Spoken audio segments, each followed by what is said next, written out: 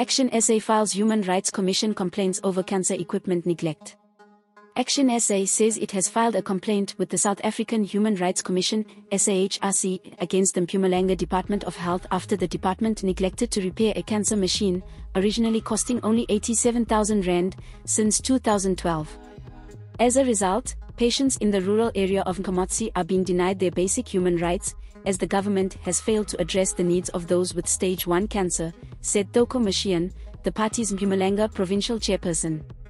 This neglect has persisted for 11 years, leaving individuals without the means for public treatment or alternative options in a distressing situation, ultimately facing the prospect of death due to the incompetence of the Mpumalanga Department of Health, she said. ActionSA believes that the right to healthcare is a fundamental human right crucial for the well-being of every South African.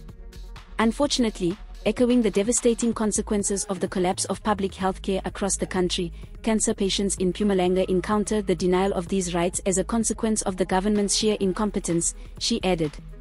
Mashian advised that overcoming these barriers necessitates a comprehensive approach, improved performance of the public health institutions, cancer control plans, the effective implementation of legislation, and the fulfillment of state obligations.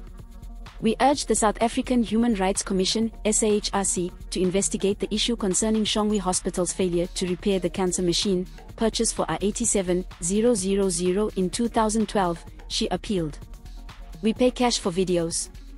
WhatsApp, 060 011 021 1.